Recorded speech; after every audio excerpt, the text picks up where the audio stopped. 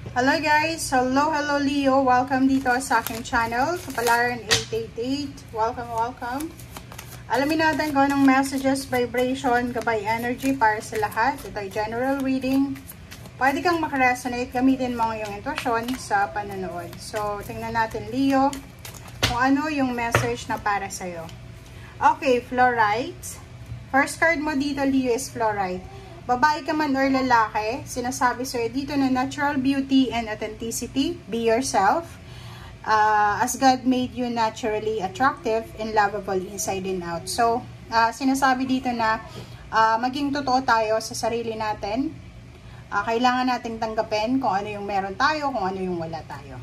Okay? Okay, so dito sa next deck mo, magtanong ka muna sa sarili mo, magtanong ka muna dito sa deck na to kung ano yung gusto mong itanong and kung ano yung lalabas dito, ito yung sagot sa'yo. Okay? So, Leo, ano ba yung tanong mo? Tingnan natin, ano bang sagot sa'yo ng baraha? Ang sagot sa'yo ay big happy changes. Wow! Congratulations sa'yo. So, Leo, ito yun sinasabi ng baraha na for the month of April, in general, isang malaki na masayang pagbabago ang posibleng darating sa'yo.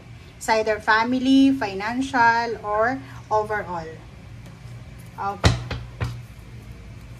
Leo.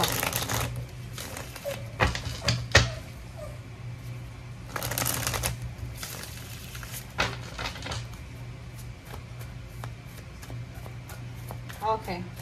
First card natin is Knight of Swords. Yung Knight of Swords dito is nagsasabi sa Leo na magdahan-dahan tayo sa buwan ng April kung ano yung mga gagawin natin. So, yung Knight of Swords dito is like decision making, love life, about sa pera, about sa travel, about sa kung saan pa man gusto nating pumunta or sa kung ano pa man na pwede natin gawin. So, kailangan natin magdahan-dahan tayo. Okay? Okay. Next card is, Nine of Wands. So, sinasabi ng baraha sa'yo dito na magdahan-dahan ka talaga kasi mapapagod ka. Sinasabi ng baraha dito para maiwasan natin na ma-drain yung energy natin, ma-waste yung energy natin, be careful tayo. Yung parang kasi minsan may mga chances tayo, di ba, Leo, na hindi lang ikaw, Leo.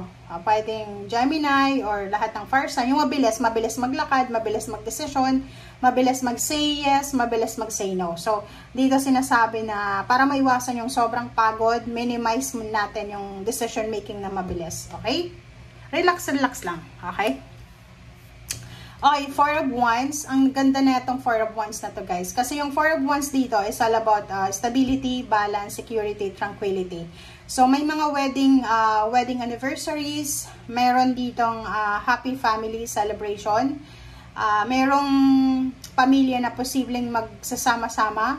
May reunion or anything na maganda dito. Okay? So, maganda yan kasi pwede may kakasal, wedding anniversaries, mayroong pamilya na matagal ng naka-long distance relationship na pwedeng magkita-kita, magsama-sama. Next card is Seven of Pentacles. So, yung Seven of Pentacles natin, sinasabi ng baraha, if you're waiting for a result for money, like yung money na trinabaho mo na or money na hindi mo pa sigurado, sinasabi ng baraha, be patient, Leo, kasi on the way na siya. On the way na siya. So, wag tayong masyadong magmadali. Ang the devil na to is sa temptation siya. So, yun, kailangan mong maging aware sa mga temptation sa paligid natin, sa paligid nyo. Unang-una, tingnan mo to. Etong temptation na to is from Capricorn, siguro. So, pwedeng from Capricorn or any zodiac sign na talagang itatempt ka nila. So, mag-iingat ka.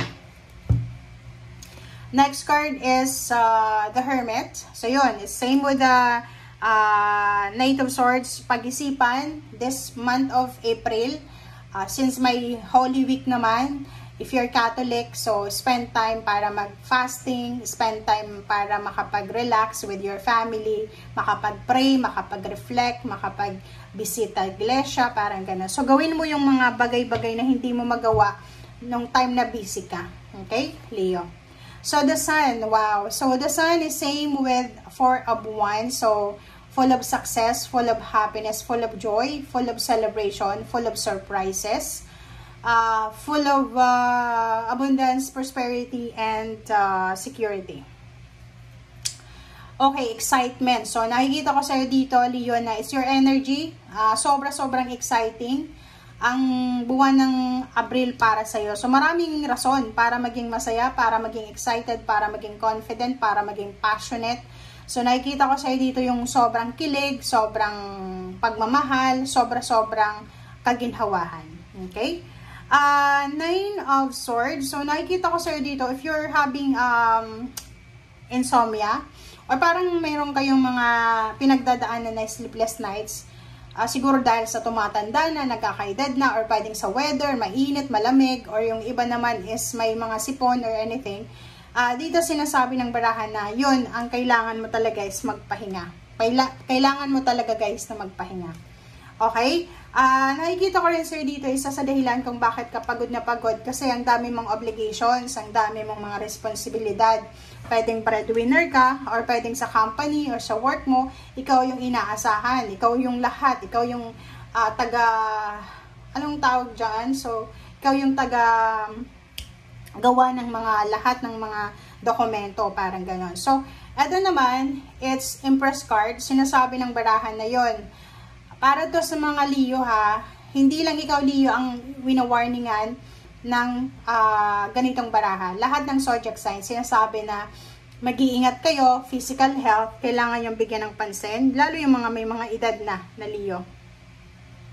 Marami kang maiisip na pagbabago, like yung iba, mga healthy regimen, mga exercises, yoga, zumba, relaxation, gawin mo siya as soon as possible.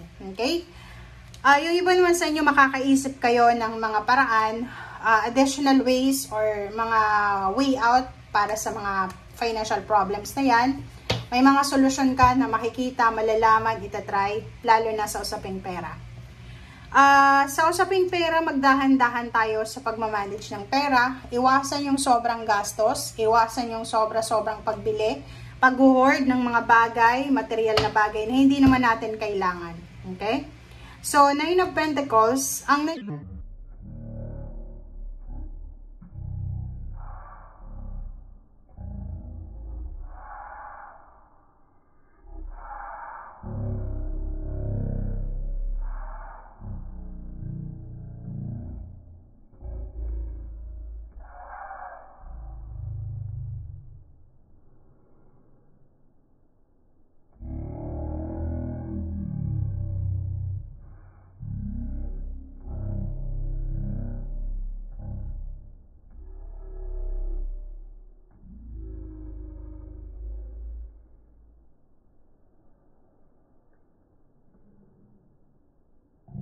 sinasabi ng baraha na pwedeng makaramdam ka ng medyo pangamba, 'di ba? Kasi may pangamba to na parang iniisip mo Leo na kailan ko kaya makukuha yung wish ko?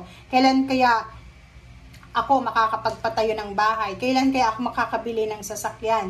Kailan kaya ako magkakaroon ng maraming pera sa bangko? So, nakikita ko sa'yo dito na medyo feeling mo tagilid yung financial mo. Pero wala ka naman doon sa sitwasyon na yon kasi ito yung King of Swords, plus sa ilalim niya is Emperor. Pinapakita dito ng dalawang barahang ito na sobrang power, energy yung parating sa'yo. So, kung halimbawa sa ngayon, pakiramdam mo, wala kang pera, wala kang ari-arian, wala kang may pagmamalaki, material, hindi yun importante kasi yung last two cards mo dito, sinasabi na yung direksyon na tinatahak mo ay talagang, reclaiming your power, okay? Yung power naman, hindi yan mabilis na dumating sa atin, di ba? And dito sa King of Swords mo, sinasabi ng barahan na you're moving out from financial problems, physical health problems, distractions, from obligations, from pain and heartaches, or anything na hindi na maganda. Okay? Thank you guys. Bye!